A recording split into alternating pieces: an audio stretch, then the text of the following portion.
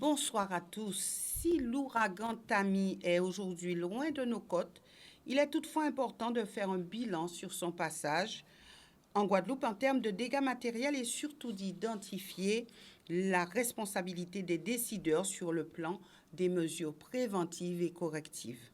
Avec moi en plateau, 4 invités. Tout d'abord, honneur aux dames. Sylvie Gustave Diduflo, qui est présidente de l'Office français de la biodiversité, mais elle est aussi en charge de la gestion de la GEMAPI pour la région Guadeloupe. À ses côtés, nous avons Jocelyn Sapoti, qui est président de l'Association des maires de Guadeloupe. Et puis, de l'autre côté du plateau, nous avons Jean-Louis Francisque, qui est le maire de Trois-Rivières, et pas que, mais en tout cas aujourd'hui en tant que maire de Trois-Rivières. Et puis, Thierry Abelli, qui est le président de la communauté d'agglo Grand Sud Caraïbes.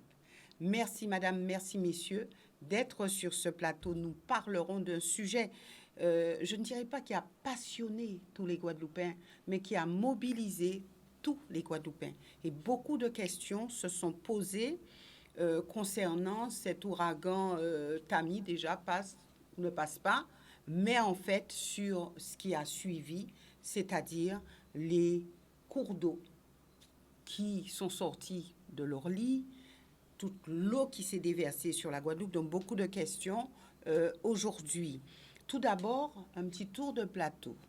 Avec vous, Sylvie Gustave Diduflo, tout d'abord, vous êtes baïfienne. Alors, rapidement, un petit constat sur Baïf. Effectivement, sur Baïf, nous avons eu des inondations extrêmement conséquentes qui est due au pont de la rivière de Baïf et évidemment la rivière de Baïf qui est sortie de son lit. Et en fait, si vous regardez la configuration de la route nationale, on voit bien par rapport aux cartographies très anciennes, hein, des années 1900, 1920, en fait, la rivière reprend son lit qui passe sur la route nationale. Et donc, je salue ici la population baïfienne et particulièrement les personnes qui ont été sinistrées, les commerçants. Et c'est vrai que sur Baïf, il va falloir qu'on se penche sérieusement sur ces inondations qui aujourd'hui deviennent récurrentes sur le pont de Baïf, mais pas que. Avec cette tempête Tammy, on a vu également des ravines déborder. On a vu des murs de soutènement s'effondrer. Et donc, je pense qu'il va falloir très vite repenser repenser l'aménagement d'une commune, et en plus d'une commune en bordure de littoral. Est-ce qu'on peut dire que vous n'aviez pas anticipé les choses parce qu'on parle de ravines qui débordent, etc., depuis quand même pas mal d'années? Oui, alors, je crois que la grande problématique quand même, c'est que nous avions des phénomènes, je dirais, cycloniques ou des tempêtes tropicales. C'était quelque chose qui revenait un petit peu de manière récurrente, tous les 10 ans, tous les 15 ans. Avec l'accélération de l'impact du changement climatique, on nous avait annoncé une année très calme pour l'année 2023. Et en fait, on s'est rendu compte, en tout cas, j'ai suivi beaucoup de météorologues sur les réseaux sociaux. Eh bien, l'année 2023 est une année exceptionnelle. Elle est exceptionnelle parce que jamais on n'avait atteint des températures records au niveau de l'océan. Nous sommes au mois d'octobre et nous sommes à 32 degrés de température à la surface de l'océan. C'est comme si nous avions une canicule marine. Alors quand on a chaud, quand on a, je dirais, autour de 40 degrés dans l'atmosphère, on le ressent, on transpire, on a des alertes canicules, etc.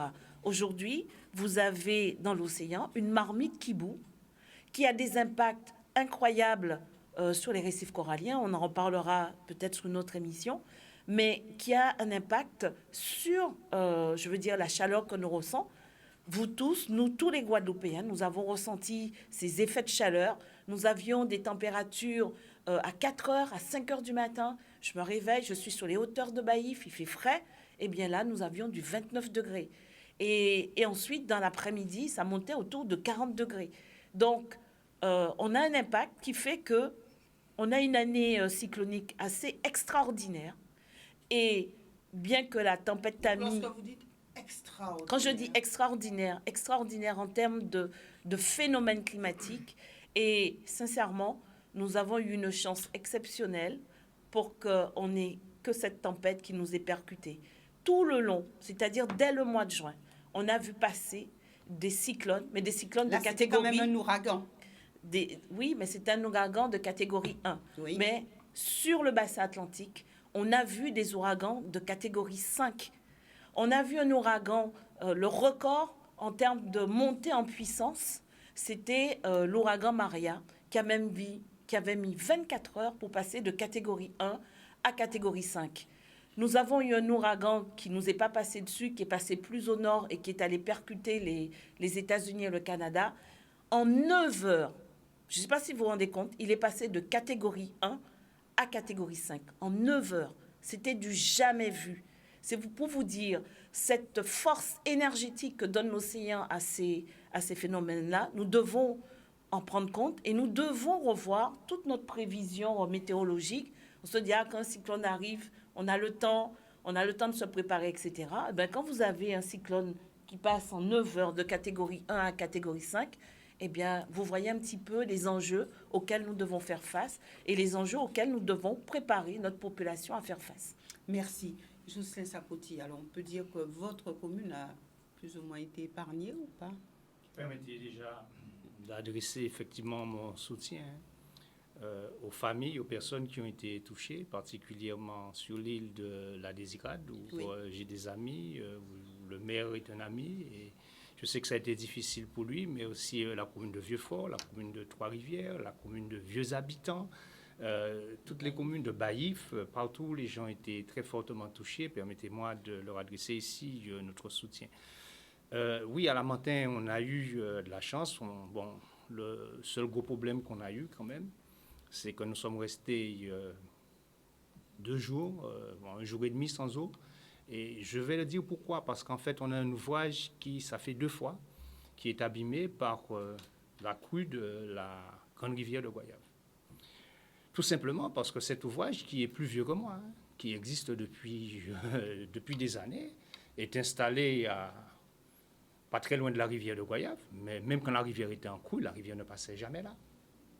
Et là, ça fait 2 fois que la rivière passe, et à chaque fois que la rivière passe, effectivement, produit des dégâts sur un ouvrage qui n'a rien à voir, bien sûr, c'est pas l'ouvrage où on capte l'eau, mais qui est à proximité de la rivière. Et maintenant, la rivière passe là. Donc, tout ça pour vous dire que oui, les choses changent, et pas forcément en bien, puisque aujourd'hui, le réchauffement climatique, c'est quand même un phénomène inquiétant. Sylvie Gustave vient d'expliquer comment ces phénomènes sont de plus en plus puissants et comment ces phénomènes sont de plus en plus nombreux. Nous sommes sur la trajectoire des cyclones et des ouragans. Et nous avons une problématique particulière, c'est que nous nous sommes préparés pour affronter même les vents assez puissants. Mais l'eau, personne n'est préparé par rapport à cela. On ne maîtrise pas le volume d'eau, on ne maîtrise pas l'hydrographie, puisque, entre-temps, on a beaucoup construit. Entre-temps, on a beaucoup artificialisé les sols. Il y a des arbres qui ont disparu, il y a des champs qui ont disparu, ce qui fait que la terre absorbe moins et les débits sont plus rapides. Les rivières changent de lit ou encore prennent des lits anciens qu'on avait oubliés. Et ça produit des catastrophes, puisqu'en fait, les rivières passent là où sont maintenant des maisons. Vous dites phénomène inquiétant, et je serais tentée de dire inquiétant pour qui? Le réchauffement climatique, lorsqu'on voit les politiques publiques mises en place, lorsqu'on voit comment la gestion même des choses, je ne parle pas forcément des élus, je dis de manière globale, ne serait-ce que par les comportements des individus, on se demande vraiment qui s'inquiète du réchauffement climatique. Le problème, c'est que je ne dirais pas qu'il est trop tard. Il est temps peut-être de freiner les choses, mais il est trop tard pour empêcher ce qui arrive là maintenant. Parce qu'on a atteint des limites. On a atteint des limites. Ce qui arrive maintenant, c'est-à-dire? Ce qui arrive maintenant, c'est la résultante du comportement à la fois de tout le monde. depuis des années et des années. Et aujourd'hui, il faut revoir nos comportements. Il faut revoir notre comportement pour freiner les choses, pour transformer les choses dans le temps. Mais ça va être de longue haleine. Et il va falloir s'adapter à ce qui se produit actuellement, qu'on ne pourra pas freiner, arrêter du jour au lendemain. Et il faut que les gens le comprennent. C'est une autre culture. Quand on dit qu'on ne pourra pas freiner du jour au lendemain, est-ce que c'est, quand on dit ça, est-ce que ça veut dire qu'on a quand même le temps? Est-ce qu'on peut dire que, bon, c'est une fatalité, on essaye de voir comment ça peut aller? Ou est-ce qu'il faudrait dire, il faut qu'on arrête? Il faut dire stop. Est-ce qu'il ne faut pas justement marquer les choses? Il faut changer de comportement, mais même si on arrête là aujourd'hui, maintenant, là, tout de suite, le réchauffement climatique ne va pas s'arrêter tout de suite. Il faut bien comprendre ça. C'est du long terme. C'est du long terme. C'est la résultante de nombreuses années, effectivement, où on a trop produit, où on a... Oui, mais lorsqu'on voit, et ça c'est un autre débat, des gouvernements qui préfèrent, selon les injonctions de l'Europe et autres, lorsqu'on voit certains pays qui préfèrent payer une amende plutôt que justement se mettre dans le sillage des bons comportements, de bons comportements, on peut s'interroger, hein, les grands pays industrialisés, comment ça fonctionne. Vous êtes dans le cœur du débat. Mais le problème aujourd'hui, c'est le réchauffement climatique. Le problème aujourd'hui, c'est effectivement de plus en plus d'ouragans, des ouragans de plus en plus puissants et les conséquences que nous avons. Merci Jocelyn Sapoti, Thierry Abelli. Alors, chez vous, qu'est-ce que Tami a laissé comme trace? Alors déjà, je voudrais saluer vos téléspectateurs et puis avoir une pensée pour les victimes, en tout cas les foyers qui ont été touchés par cet ouragan. Aussi bien les 11 communes du Grand Sud Caraïbe que l'Est de la Grande-Terre, en particulier la Désirade. Évidemment, en Bouillante, on a été moins impacté que d'autres, moins impacté que par le passé, parce qu'un certain nombre de choses ont été réalisées. Je remercie d'ailleurs la région Guadeloupe sur la rivière Bourseau, qui a réalisé des enrochements et donc qui ont permis, en tout cas, cette zone qui était une zone extrêmement risquée en cas d'inondation, de faciliter l'écoulement des eaux et qui a permis que, en tout cas, très peu d'habitations ont été touchées. Il reste encore un petit peu à faire, mais je suis en train de discuter avec les services de l'État, l'ADL en particulier, pour nous permettre les autorisations, pour permettre de finaliser ces travaux. Donc, globalement, sur les zones à risque sur Bouillante, en tout cas les zones habituellement qui étaient très impactées par les inondations, on a eu beaucoup moins de dégâts. Il subsiste malgré tout quelques situations graves, hein, puisqu'on a quand même quelques ravines qui sont sorties de leur lit. Et je voudrais dire, en tout cas, aux populations qui sont touchées, ce que des élus guadeloupéens, nous avons déjà demandé une déclaration de catastrophe naturelle pour permettre la prise en charge des dégâts par les assurances. Ça, c'est une première chose. Et puis pour celles et ceux qui ne sont pas assurés, bien évidemment, en tout cas, on sollicitera l'État pour que les accompagnements habituels, au travers des dispositifs qui existent, pour qu'on puisse les accompagner en complément de ce que pourront faire les CCAS. Est-ce qu'il ne faut pas un peu pousser les gens à justement prendre une assurance habitation pour que ces personnes puissent quand même être suffisamment indemnisées? Évidemment, l'idéal serait que tout chacun puisse être assuré, mais ce n'est pas toujours évident. Je rappelle quand même qu'en 2007, l'État a mis en place ce qu'on appelle les PPR, les plans de prévention de risque, qui dans certaines situations, qui perdurent encore aujourd'hui, où les gens ne peuvent pas être assurés, parce qu'ils sont dans des zones qui sont déclarées risquées, et par conséquent, les primes d'assurance qu'on leur demande, quand on trouve des assurances qui sont prêtes à les assurer, sont très largement en dessous de leurs moyens. Pour certaines populations aussi, c'est compliqué aussi, parce que je rappelle quand même que nous sommes sur des territoires où la situation sociale reste fragile. Les gens qui bénéficient, en tout cas qui vivent de minima sociaux, et qui, évidemment, une dépense aussi minime soit-elle, de l'ordre de centaines d'euros pour assurer une maison, c'est quand même quelque chose qui parfois est insurmontable, et donc les gens font parfois le choix de dire c'est pas une dépense obligatoire, et font d'autres choix. Et cette réalité-là, il faut qu'on vive avec, même si on souhaiterait que tout un chacun soit assuré. C'est une réalité avec laquelle on vit, et on doit pouvoir apporter des solutions, en tout cas faire jouer la solidarité nationale guadeloupéenne et au niveau du territoire communal pour permettre, en tout cas pour accompagner les personnes qui se trouvent en situation difficile suite au passage de Fiona. Alors, j'allais dire... Fiona ou Tami? Tami, pardon. J'allais dire maintenant, cette récurrence d'événements de ce type-là, en tout cas, en ce qui me concerne, a confirmé le fait qu'aujourd'hui, en dehors des autres enjeux que nous avons déjà identifiés, la problématique de l'eau, la problématique du transport, la problématique de l'emploi, il faut que... L'élimination des déchets. L'élimination des déchets. Il faut que, en tout cas, l'exercice de la compétence GEMAPI, donc les travaux qui doivent être faits dans certains cours d'eau, deviennent un enjeu majeur sur ce territoire-là, parce que, comme l'ont dit mes prédécesseurs, les cyclones, les ouragans, les pluies torrentielles, ça risque pas de s'arrêter dans les années à venir. Nous parlerons tout à l'heure de la GEMAPI et dire aux gens ce que c'est et justement pourquoi est-ce que ça pourrait être une solution, jusqu'où ça peut aller, votre implication à vous en tant que président, on va dire, du Grand Sud Caraïbe, quelle est la ligne qui a été mise en place, et puis nous approfondirons quelque peu, puisque pour certains, vraiment la solution passe par justement la GEMAPI et nous verrons si c'est réel. Jean-Louis Francisque. Oui. Chez vous, Mais on sait donc, qu'il y a eu des dégâts. Oui, comme son nom l'indique, Trois-Rivières, donc il y a déjà Trois-Rivières. Donc c'est vrai que nous avons un petit cours d'eau qui passe au cœur du bourg de Trois-Rivières. Toutefois, ce cours d'eau traverse la départementale pour ensuite traverser une cité, une résidence qui avait été accordée par le passé. Et quand le président Sapoti parle quand il a voulu parler de ce qui se passe aujourd'hui, ce qui se passe aujourd'hui n'est pas le fait d'aujourd'hui, c'est le fait de décisions ou de comportements du passé et qui s'expriment aujourd'hui.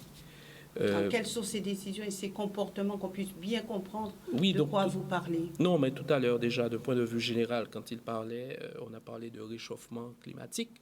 C'est vrai que les conséquences d'aujourd'hui sont des comportements d'une dizaine, d'une quinzaine, d'une vingtaine d'années. Donc, au niveau des États, donc il n'y a pas eu une totale conscience qui avait été prise par le passé. Et par conséquent, toutes ces dérives produisent ces effets aujourd'hui. Donc, même si aujourd'hui nous changeons de comportement, ce sera pour 10, 15, 20 ans, 30 ans, mais toujours est-il, force est de constater que ce qui nous arrive aujourd'hui, c'était véritablement... C'est de notre faute. De notre faute, oui, dans la mesure où, quand vous allez chez le médecin, il vous dit si vous ne changez pas votre manière de vous alimenter, dans 10 ans, vous risquez d'avoir telle ou telle maladie. Et c'est vrai que cela peut se révéler.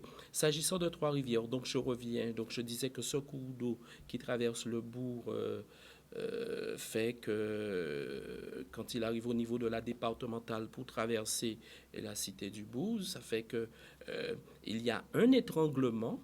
Et quand les eaux descendent chargées de boue, chargées d'autres détritus, donc vous voyez, donc ça fait que l'eau n'arrive plus à passer, il y a un volume important et indirectement le bourg de Trois-Rivières se retrouve à être inondé et avec une conséquence aussi en aval au niveau de bord de mer, parce que c'est le même cours d'eau qui descend, et donc ce qui fait que bord de mer aussi, des commerçants et des familles se retrouvent à chaque fois à être impactés. Donc Des familles qui vivent tout près des cours d'eau, c'est ça? C'est-à-dire qu'il y a eu à un moment donné des positions qui avaient été prises par rapport aux différentes autorisations. Là, je parle au cœur du bourg. Et que ces décisions qui ont été prises aujourd'hui, nous devons pouvoir porter une réponse pérenne, c'est-à-dire pouvoir lancer une étude, elle est en cours, cette étude hydraulique, pour nous permettre de bien cerner la problématique, parce que là aussi, il y a plusieurs experts, chacun il va en fonction de sa maîtrise du sujet ou pas. Mais nous allons pouvoir, donc ce matin, nous avons eu une visite du président du département, le premier vice-président Jean-Philippe Courtois était chez nous avec ses équipes et nous allons pouvoir nous accorder sur ces études hydrauliques et pour que les experts ensuite proposent une organisation sécurisée, c'est-à-dire prendre des décisions. Ce n'est pas la première fois que les experts passent. Oui, ben, comme on vous le dit, la preuve, tout ce qui a été réalisé a pu l'être grâce à un moment donné certaines personnes qui se sont positionnées en tant qu'experts. Force est de constater que les résultats ne sont pas intéressants.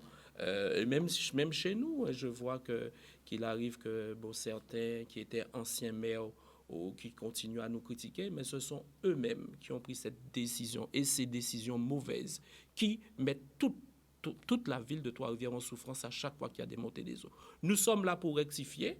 Nous avons été élus par le peuple pour pouvoir prendre des décisions. Nous allons prendre des décisions responsables et pour porter ces réponses à la population.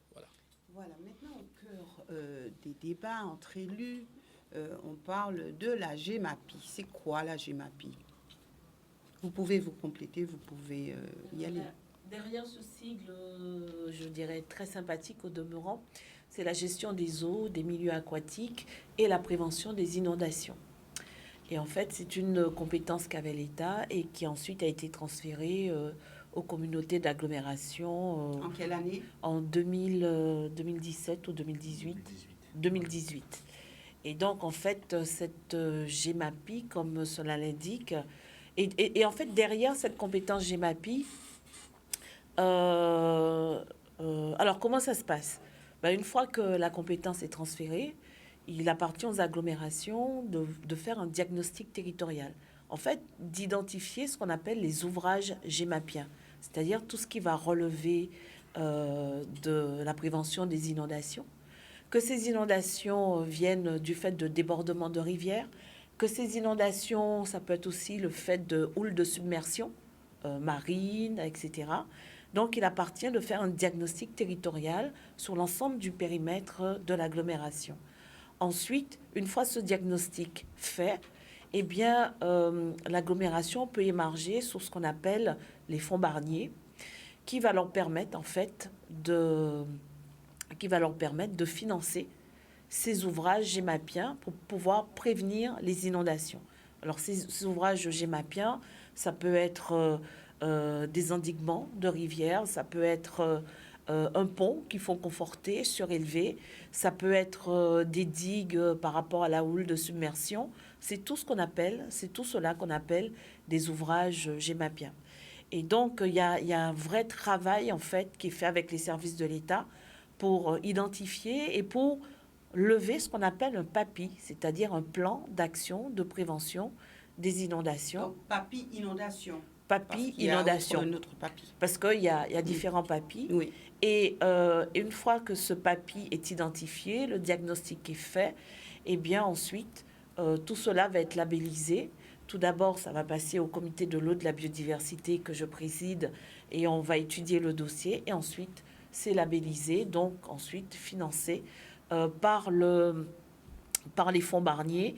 Et ça peut être aussi complété par les fonds FEDER pour pouvoir faire en sorte que ces ouvrages puissent être réparés, rénovés ou créés si ces ouvrages n'existent pas. Alors, c'est lourd. C'est une démarche administrative qui est lourde, il faut le dire. Lever un PAPI, il faut compter 2 à 3 ans. Il faut de l'ingénierie, il faut accompagner les agglomérations à mettre en place de l'ingénierie pour d'abord faire le diagnostic territorial, ensuite pour mettre en place le PAPI. Et derrière aussi, il faut de l'ingénierie financière parce que les agglomérations n'ont pas toujours les moyens pour pouvoir structurer ces ouvrages. Et là, en fait, je parle en plusieurs millions d'euros. Ainsi, Cap Excellence a levé son PAPI que nous avons labellisé au mois de juillet de cette année 2023. Et en fait, ça se chiffre en de mémoire, plus d'une vingtaine de millions d'euros Par exemple, pour les critères de C'était crouille, suite à des inondations aux abîmes, on se rappelle, avec Exactement. plusieurs avec des décès morts, etc. et tout cela. Et c'est vrai que Cap Excellence a pris une longueur d'avance en faisant le diagnostic et en levant son papy. Alors, il y a aussi le programme national Ponts et Travaux, Oui, 2023-2025, oui. où l'État vient aussi compléter, etc. Mais nous n'aurons pas le temps Alors- de parler de tout cela, mais on peut dire là aussi, c'est un autre dispositif mis en place C'est un par l'État. dispositif complémentaire Oui. à ce qu'on peut mettre. Alors actuellement, dans les tuyaux, puisque je représente la Guadeloupe sur le Comité national des inondations, nous sommes en train de travailler sur le PAPI 3. Et en fait, je suis le pilote pour l'ensemble des territoires ultramarins. Et en fait, je suis en train de travailler avec l'IDEAL, les offices de l'eau, les comités de l'eau de la biodiversité, pour aller pointer du doigt les spécificités ultramarines et pour surtout que ces spécificités soient financées dans le prochain fonds Barnier.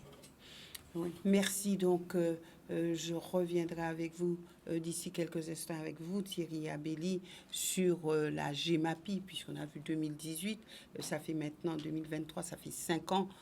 Qu'est-ce qui a été fait et quels sont les freins, qu'est-ce qui fonctionne, qu'est-ce qui ne fonctionne pas. Enfin, on va essayer de faire un état des lieux, puisqu'on sait bien que le Sud Basse-Terre est toujours, et je dirais à tout le temps, lourdement touché par les inondations dès qu'il y a un phénomène cyclonique. Nous reviendrons avec vous d'ici quelques instants puisque nous marquons une courte pause. Voilà, nous revenons avec nos invités Thierry Abelli, donc la GEMAPI, Sylvie Gustave Diduflo nous expliquait un petit peu ce que c'était. La GEMAPI, alors c'est vrai qu'on peut se dire, ça fait 5 ans qu'on parle de GEMAPI, on se rend compte qu'il y a des inondations à droite à gauche. Qu'est-ce qui a déjà été fait? Et est-ce que c'est aussi simple que ça de dire que bon, la GEMAPI, le PAPI, et puis après on y va et c'est bon, tout est bon? Est-ce que c'est comme ça que ça se passe? C'est pas si simple que cela. Je voudrais juste rappeler que le principe du transfert de compétences de l'État vers les collectivités territoriales, c'est un principe qui s'accompagne, c'est-à-dire d'un diagnostic au préalable. On doit savoir qu'est-ce qu'on transfère aux collectivités. Et en tout cas pour le Grand Sud Caraïbes, même si je n'étais pas en responsabilité à cette époque, puisque c'était en 2018, le positionnement de mes prédécesseurs, ça a été de dire, oui, on nous transfère une compétence sans nous dire quelle est l'évaluation des besoins. Je rappelle que le Sud Basse-Terre fait partie des territoires de la Guadeloupe où on a le plus de cours d'eau. À l'exception, j'allais dire, de Saint-Claude, c'est le territoire où toutes les communes ont une façade maritime et donc concernées par la houle cyclonique. Et donc c'est pour ça que mes prédécesseurs à un certain moment s'étaient dit on n'aura pas les moyens d'assumer cette compétence et c'est une réalité. Parce que les besoins pour satisfaire, j'allais dire, les besoins de protection, de prévention contre les inondations, qu'elles soient d'origine des cours d'eau ou de la mer, on les estime à près de 60 millions d'euros pour le Sud Caraïbes. Donc, je veux dire, on n'a pas les moyens. Même si le législateur a mis en place une redevance, une taxe, je veux dire, cette taxe-là d'ailleurs qui sera prélevée sur les ménages à partir de 2024 ne représente que 2 millions d'euros sur les 60 millions. Et je parle rien qu'un investissement et que derrière, il y a du fonctionnement de l'entretien courant à faire. Alors, j'allais y arriver. En tout cas, pour le Grand Sud Caraïbes, on n'a absolument pas les moyens financiers pour assumer cette compétence. Donc, cette taxe n'est pas encore mise en place. Non, elle n'est pas encore mise en place. Elle sera mise en place à partir de 2024. Mais pour autant, je veux dire, la loi étant ce qu'elle est, on a fait le choix d'être au sein de la République française, donc il faut qu'on respecte les lois. Et donc, en ce qui me concerne, notre gouvernance avec mes vice-présidents et mes élus, nous avons fait le choix de nous approprier cette compétence. Et on a commencé il y a à peu près quelques semaines le diagnostic territorial qu'évoquait Sylvie Gustave Diduflo, de manière à avoir une vision globale sur l'ensemble du territoire. Alors, vous avez entendu Sylvie Gustave Diduflo parler des délais pour la mise en place, j'allais dire, de ce diagnostic, pour avoir les conclusions de ce diagnostic. C'est dans le meilleur des cas, de manière optimale, c'est 3 années. Mais au-delà de ce travail-là, j'allais dire, il y a des réponses qu'on doit pouvoir apporter à la population. On ne peut pas chaque année subir des dégâts aussi importants. Moi, cet après-midi, je suis passé au niveau de la rivière, la grande rivière à Vieux Habitants, la rivière de Baïf. Mon collègue de Trois-Rivières subit depuis 2 ans des inondations, Capesterre, enfin, toutes les communes du Grand Sud Caraïbe subissent. Il y a au moins un cours d'eau qui pose problème. Et donc, il faut que, de manière immédiate, on arrive à apporter des solutions à ces problématiques. Mais le diagnostic est posé déjà. Non, le diagnostic, il se fait de manière globale sur l'ensemble du territoire. C'est de dire que de Bouillante à Capesterre, en passant par Terre de Haut et Terre de Bas, on regarde qu'est-ce qui est susceptible de créer des inondations. On a parlé d'inondations des rivières, mais il y a aussi la façade maritime, puisqu'on peut avoir des inondations provoquées par la houle cyclonique. Et donc ce diagnostic, c'est une photographie détaillée, j'allais dire, de l'ensemble des événements qui peuvent, ou des ouvrages qui peuvent susciter une inondation. Donc c'est quelque chose de relativement complexe et global. Mais au-delà de ça et en dehors de ça, il faut qu'on apporte des solutions de manière pragmatique aux populations, Bouillante, vieux habitants, Baïf, Basse-Terre aussi, puisqu'on a des cours d'eau qui débordent à chaque fois. On a la rivière des Pères, qui est quand même relativement problématique. On a Vieux-Fort, qui est problématique. On a Gourbert, qui est problématique. Enfin, sur tout le Grand Sud Caraïbe, on a des situations problématiques. Donc, il faut qu'on apporte des solutions de manière rapide. Et donc, c'est la raison pour laquelle, donc, indépendamment du diagnostic territorial qui est en cours, en tout cas, depuis le passage de Tami, on a pris la décision de lancer des études de manière ponctuelle pour apporter des solutions à ces différents cours d'eau, de manière à ce que dans les années à venir, qu'on soit en capacité de réduire l'impact de ces phénomènes cycloniques sur le territoire, sur les habitations, sur les visuels et l'activité économique. Qu'est-ce qui vous manque aujourd'hui pour vraiment avancer de manière assez rapide sur ce dossier-là? D'abord, les moyens financiers. Ça, c'est la première. Mais l'État dit « je suis là ».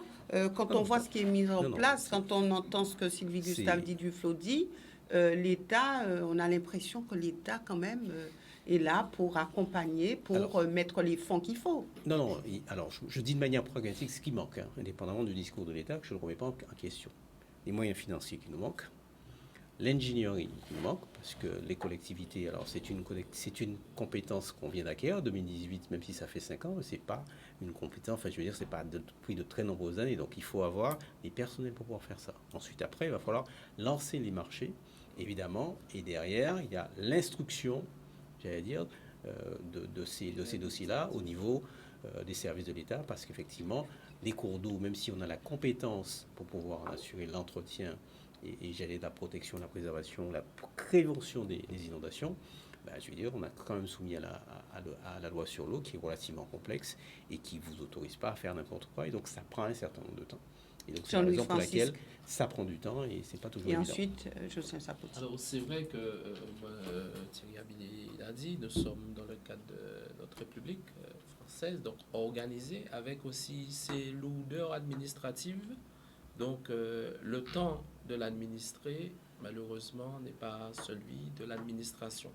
C'est-à-dire que vous voyez, avant de pouvoir entreprendre des travaux, nous devons faire toutes ces études s'agissant de l'état des lieux, même si par moment, chaque territoire peut se dire connaître la situation, mais nous avons besoin quand même d'études. Ces études prennent le temps qu'il faut. Mais est-ce qu'on a le temps d'attendre le temps administratif? C'est la raison pour laquelle le président Abeli a bien insisté sur le fait qu'il y a cette phase d'études faites dans le cadre de cette opération. Mais il y a aussi des réponses apportées à la population, des réponses à court terme. Et donc ces réponses à court terme nous permettent effectivement de ne pas attendre trop longtemps, de porter déjà ces premières réponses à notre population. Mais en matière de pérennisation, nous sommes dans l'obligation, tout à l'heure quand on a parlé de la GEMAPI, de pouvoir effectuer en amont les études nécessaires avant de se lancer dans les travaux les plus lourds. Voilà. Alors la GEMAPI avec cette taxe, et je sais Sapoti, je vous passe la parole, une taxe prévue pour 2024 pour Cap Excellence, c'est chose faite. Alors avec un plafond de 40 euros par habitant. Pour l'instant, on est à peu près à 7 euros et des poussières, je crois. Mais un montant, vous dites qu'il ne sera pas suffisant. Alors, adossé à la taxe foncière, c'est ça? Oui. Donc, un montant où Oui, 40 si, pour, si, si, si, c'est si, quoi, si ça 85 se 000 fait, habitants. où la population sera Il fait encore quoi, 3 plus millions de- véative et en pas 3 demandant des résultats. Donc 2 millions. 2 aujourd'hui, millions et quelques. il faudrait bien dire à cette population ce qu'on peut faire tout de suite, ce qu'on ne peut pas faire et dans combien de temps on va arriver à avoir une solution pérenne par rapport à ce problème d'inondation, puisque vous l'avez dit vous-même, avec le réchauffement climatique, on doit s'attendre à des choses qu'on n'a jamais vues. Jocelyn Sapoti. Les gens ne peuvent pas comprendre ce que nous sommes en train de dire là. Vous voir la place de quelqu'un là aujourd'hui, là, sa maison est inondée, vous lui dites qu'on peut faire des études, etc. Là, nous parlons bien sûr en technicien, en personne qui... La politique, c'est ça, hein, c'est de préparer l'avenir. Donc nous préparons l'avenir. Et comme l'a dit effectivement mon prédécesseur, il y a quelque chose à faire qui est préparer l'avenir et il y a à agir maintenant de manière pragmatique par rapport aux besoins.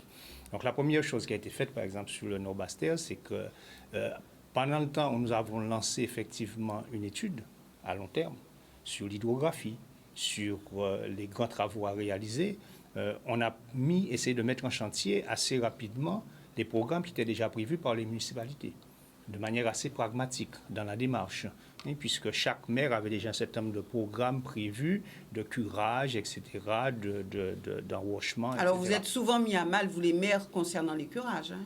Et à chaque fois, à chaque inondation, on l'entend. Parce que c'est mal compris. Vous pensez qu'un maire peut prendre une pelleteuse et aller curer une rivière? Il est convoqué tout de suite par la police de l'eau. Mais il faut dire les choses. Hein.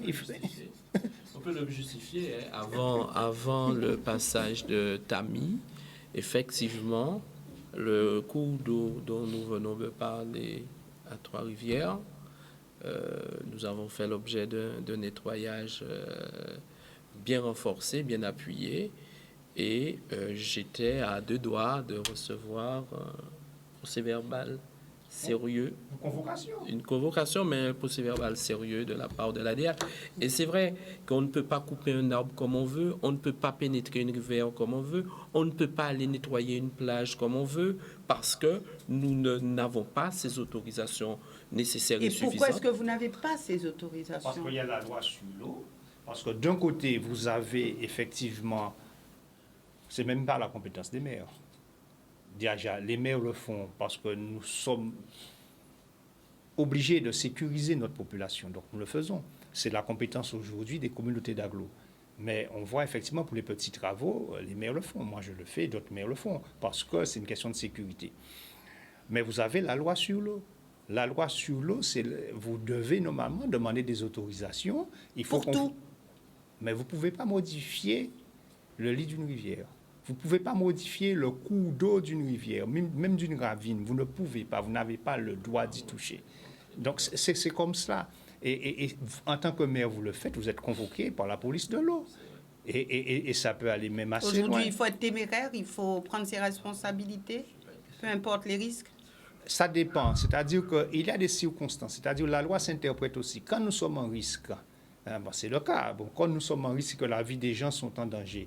Donc, les vies sont en danger. Donc, nous allons intervenir, et puis sous le principe de la sécurité, et ça, c'est un autre principe. Vous devez sauver des vies, vous devez désenclaver, effectivement, des quartiers. Moi, Ravenshood était enclavé. Vous pensez que j'allais demander l'autorisation pour attendre 3 mois d'autorisation pour désenclaver Ravenshood, alors que j'ai un EHPAD sur Ravenshood. Moi, depuis très tôt le matin, hier matin, j'ai désenclavé Ravenshood. Donc, j'ai fait des interventions, effectivement, sur la rivière pour désenclaver Ravenshood. Vous avez pris des risques.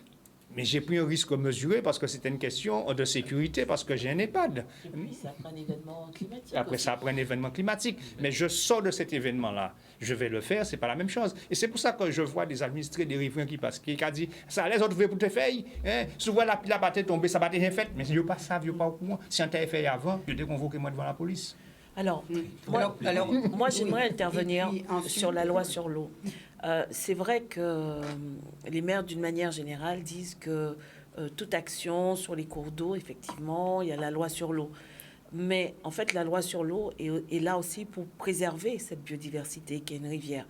Et on a eu des cas par le passé où on a retrouvé des cours d'eau qui étaient complètement artificialisés. Je ne sais pas si vous vous rappelez de ce qui s'est passé à Basse-Terre.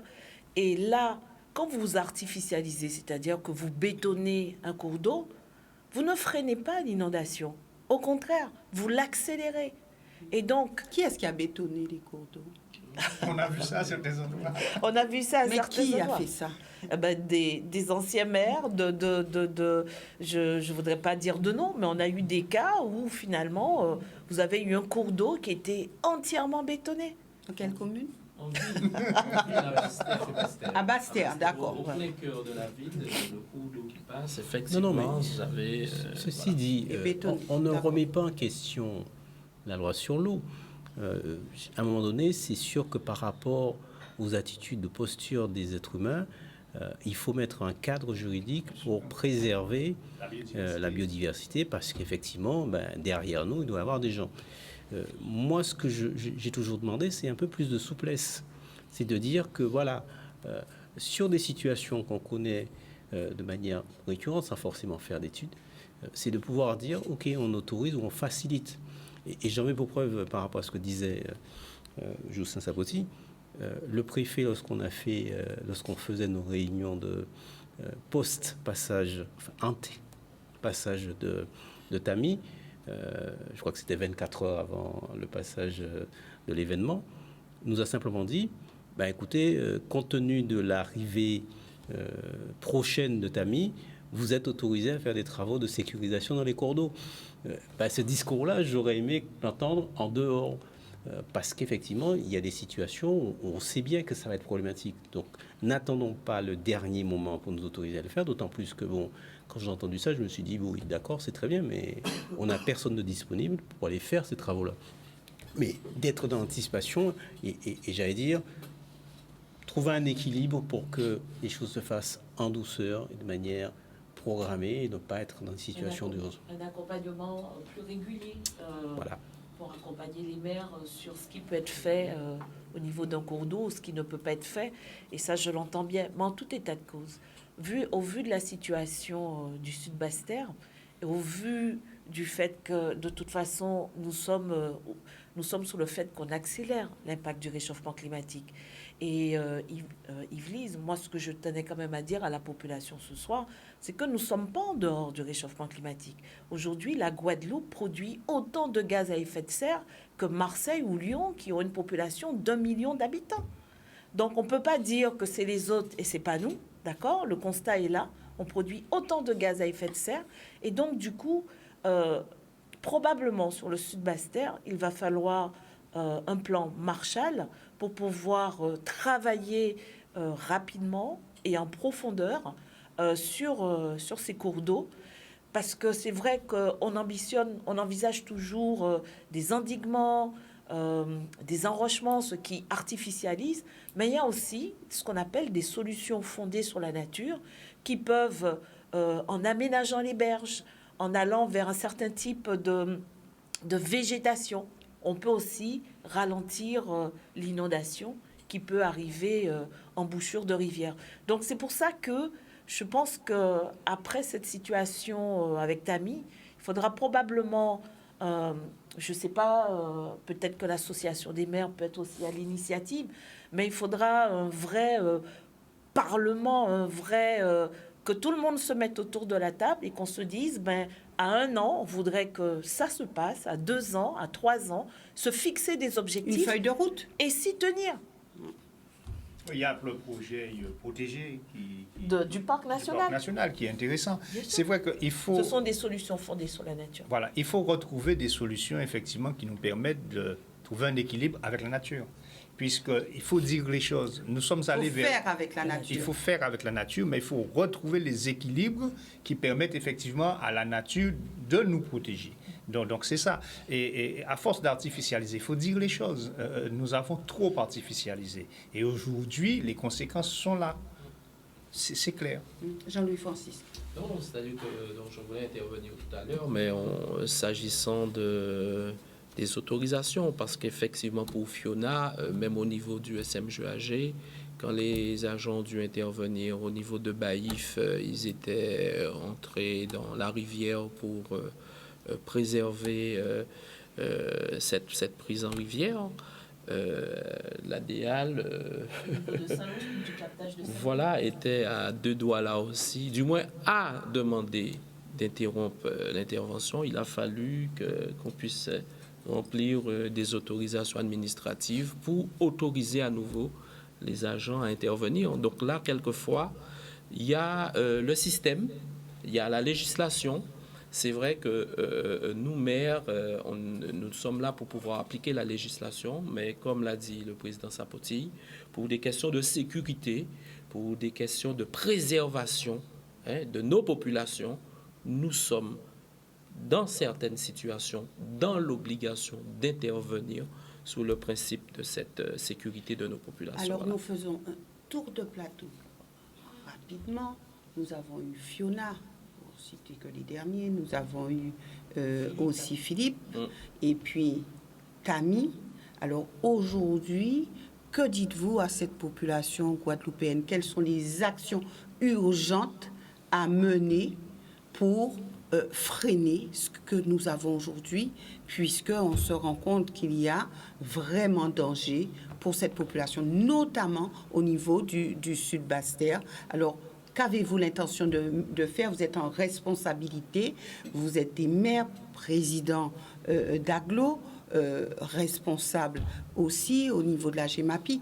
Alors, concrètement, dites à cette population ce que vous avez l'intention de faire, et ce, de manière urgente, au-delà de toute cette lenteur administrative dont vous avez parlé. Débute avec qui vous voulez. Déjà, il ne faut pas se focaliser sur le Sud Basse-Terre comme on le fait là, parce que, bon, c'est pas parce qu'on a eu 3 épisodes sur le Sud Basse-Terre qu'après ce sera le Sud Basse-Terre. On n'en sait rien.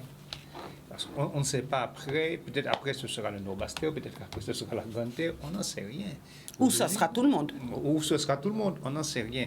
Aujourd'hui, il faut avoir une culture du risque qui est une culture différente. Je pense que ces épisodes-là nous ont montré que quand il y a des phénomènes comme cela, on a appris à se préserver du vent. Maintenant, il faut apprendre à se préserver effectivement de la montée des eaux et des inondations. Et ça, on n'a peut-être pas cette culture-là parce qu'on n'était pas habitué à cela. Donc, et ça, c'est pas seulement la Guadeloupe. Hein. Regardez même en France hexagonale, un peu partout dans le monde, il y a des surprises qui arrivent comme ça. Donc, il faut peut-être qu'on puisse travailler sur cela. Comment se préparer à cela? Peut-être mettre les meubles en hauteur, je ne sais pas, il faut voir avec des spécialistes. Comment préparer la population à ça? Il y a sûrement un travail à faire par rapport à ça, de manière très pragmatique. Ça, c'est la première chose, puisque ça ne va pas attendre effectivement qu'on mette en place tous les programmes GEMAPI qui ont déjà commencé. Les programmes GEMAPI ont commencé partout, mais les programmes GEMAPI, comme on l'a dit, ça va prendre des années, donc on ne va pas attendre que ces programmes-là soient réalisés. Et puis, il y a autre chose, il faut changer nos comportements au quotidien.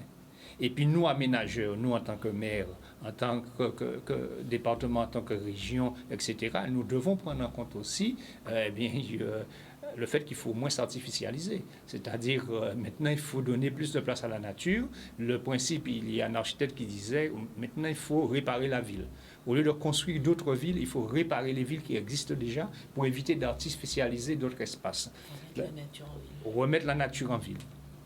Donc, il faut que nous puissions entrer dans cette logique-là. Puis mettre en place des politiques publiques adaptées. Oui, mais les déchets, l'élimination des déchets, il faudra y penser.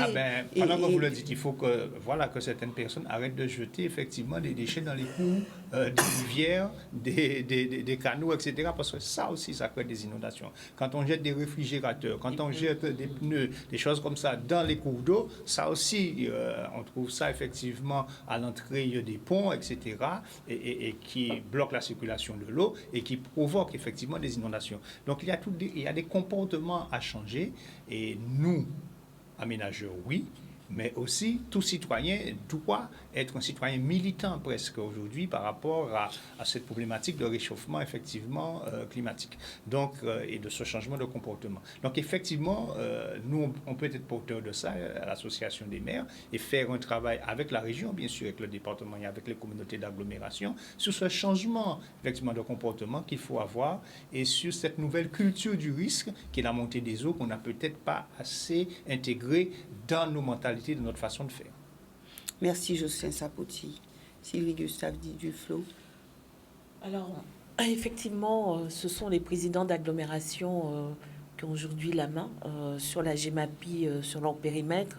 Et c'est vrai, comme je l'ai dit, il faut probablement qu'on aille vers une feuille de route Donc, si les choses ne se font pas, on regarde du côté des présidents d'agglo. C'est bien ce que vous avez dit. C'est eux qui ont la compétence, les pauvres. Ben, il faut aussi dire les choses. Hein. C'est que l'État a donné des ouvrages GEMAPiens qui n'étaient pas forcément non plus en bon état. Donc, voilà. Donc, ce qui fait que il faut qu'on se fixe une feuille de route, tous, globalement, à l'échelon du territoire, ce qu'on peut faire en 6 mois, ce qu'on peut faire en 1 an, ce qu'on peut faire en 2 ans, ce qu'on peut faire en 3 ans. Mais qui peut initier cela? Ben, l'association des maires peut très bien, si elle Vous avez le souhaite, vraiment identifié les personnes, donc on sait où aller. l'association des maires, les services de l'État aussi, qui peuvent donner un coup d'accélérateur.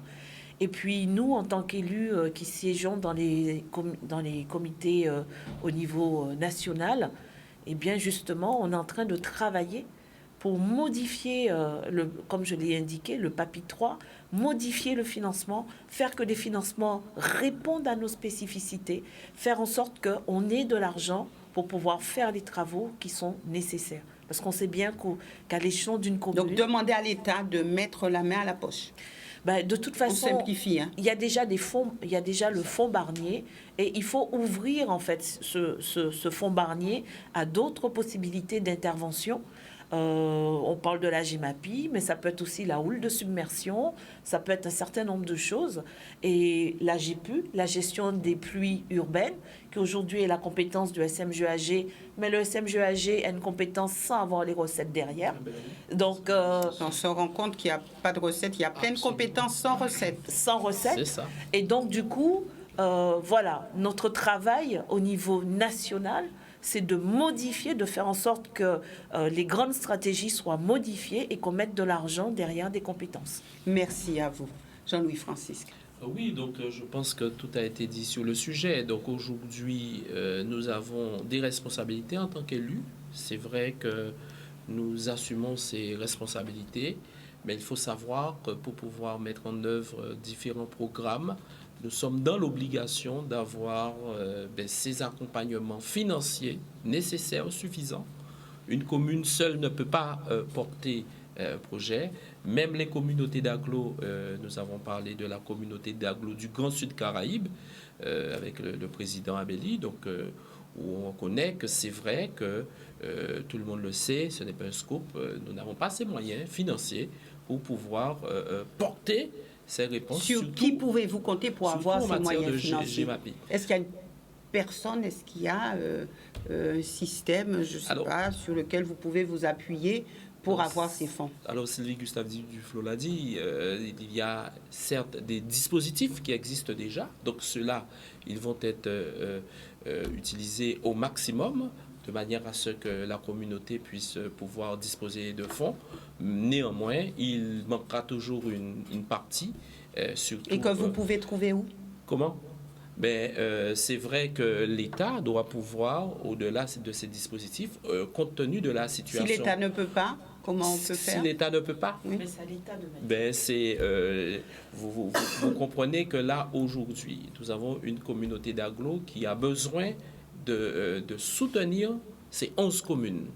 Elle ne dispose pas de la totalité de ses moyens financiers pour pouvoir le faire.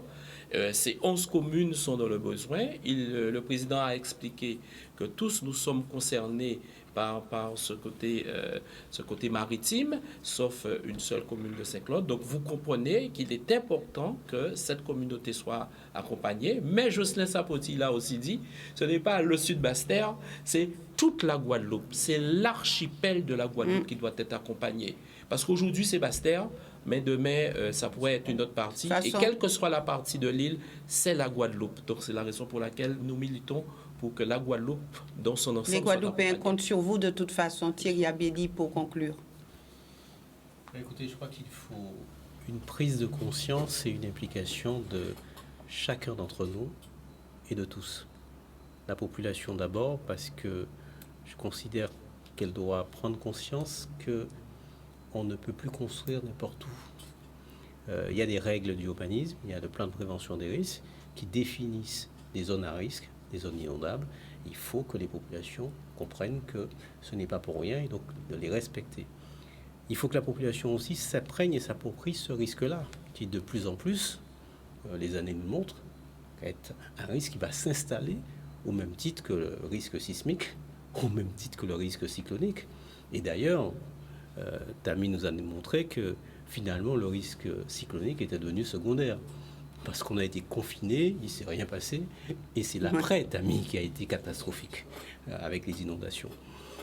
Il faut aussi que, dans ce cadre-là aussi, que la population fasse l'effort, même si je sais que parfois pour certains d'entre eux, c'est compliqué, de faire l'effort de s'assurer, parce qu'effectivement, les collectivités locales n'auront pas forcément les moyens d'accompagner les victimes à hauteur des dégâts et des dommages qu'ils pourraient subir.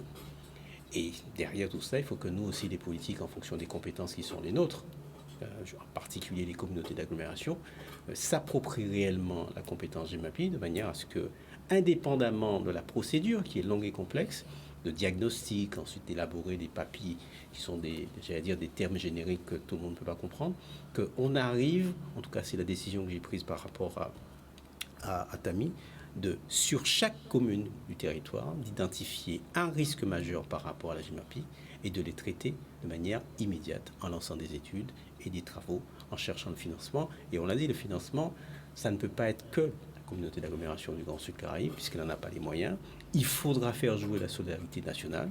Il va falloir faire jouer aussi la solidarité régionale et départementale, parce que ce n'est que comme ça qu'on y arrivera. Merci à vous d'être venu sur ce plateau. Merci d'être venu vous adresser aux Guadeloupéens. Nous nous retrouverons certainement pour voir comment est-ce que vous avez avancé sur ce dossier. Apparemment, nous avons encore un phénomène qui va peut-être toucher la Guadeloupe. On verra bien. En tout cas, merci d'être venu sur ce plateau. Excellente soirée à tous. Merci beaucoup. Merci.